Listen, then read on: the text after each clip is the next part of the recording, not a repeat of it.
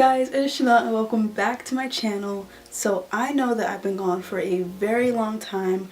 I think I've been gone for like 5 months now, but junior year has been the worst year ever. Like literally I've had so much homework and tests, and I've been preparing for college that my stress levels have like literally been like up here. Like it's been so stressful, so I'm really sorry that I haven't been able to make videos and that I've honestly been lacking. So I'm gonna start a new video schedule. I will be posting videos every single Sunday. I'm gonna try to stick with that schedule. If I don't, I'm really sorry. School is really stressful, but I'm gonna try to stick with it. I have a lot more videos coming for you guys, a lot more boarding school videos, because I know I've been getting comments on my page, just people asking me to make certain videos for about boarding school, so I'll be having that out, and also just a lot of new content for you guys.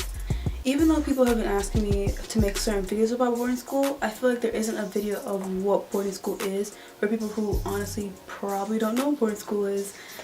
People think that boarding school is just like Zoe 101 or like any other boarding school TV shows, which is like highly dramatized. So I just wanted to make a video of just explaining what boarding school is, what we do, how to even get into boarding school, and just everything. So if you don't really know what boarding school is, you'll finally know what it is. If you haven't already, please subscribe to my channel, follow me on Instagram and Snapchat, and let's get into the video. I'm sorry if you guys see me looking down on my phone. I just have some notes here, so I'm gonna kind of be reading off of it. But basically, what is boarding school?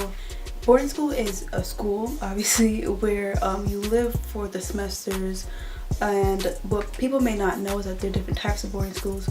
So I go to a academic high school boarding school, and there's also junior boarding schools where it's middle school. There's arts boarding schools where it focuses on the performance and visual arts, and there's also athletic boarding schools where it's mainly focused on athletics. Even though this is pretty obvious, in boarding school we live in dorms, which are basically buildings. So they can either be really big or really small, where students live. So dorms can be separated by grade or gender. Well, they are separated by gender, but separated by grade depends on the school. Schools typically do it with 9th and 10th graders living together, and then 11th and 12th graders living together. Some schools do each grade separate. It depends on your school. And normally with the underclassmen, which are with their 9th and 10th graders, they have proctors, which are seniors that live in your dorm. That also depends on your school, because you also have juniors that can be proctors in certain schools. And I know that some schools have more inclusive dorms, so gender neutral dorms. It depends on the school. Meals in boarding school can be iffy. Like in every boarding school you have a dining hall, which is basically a building where you get breakfast, lunch, and dinner. Sometimes you have snacks in between those meals, but you get all of your meals there. You have the staff. You can have different bars. They can be set up differently. You can have either sit down or walk through. My school is predominantly sit down, where you're assigned to different tables with a teacher or a faculty, which a faculty member is there with you, and you all eat together. Or you can have a walk through, which is basically a buffet style. Anyone comes and goes as you please, as you can do anyone that you want, and then you just eat. Sports are such a big thing in boarding school. It's ridiculous. Like since we have a large campus, you will have so many sports that you probably never even heard of. Like don't judge me, but I never heard of crew before I came to boarding school. I never heard of lacrosse before I came to boarding school. Squash. There's so many different because you have a lot of space. You can have different fields. You have an athletic center in boarding school, which is basically a big sports complex where you have your different indoor sports. You can also have your fields, which has all your outdoor sports.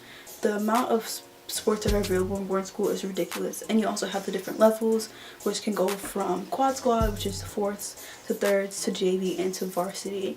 And each boarding school is competing to be the best school because like the sports games here are ridiculous. Like I should have some vlogs of some sports games because each and every boarding school, everyone is very competitive. Like you want to be the best school for sports, so sports is a really big thing here. Homework is honestly one of the worst things about boarding school.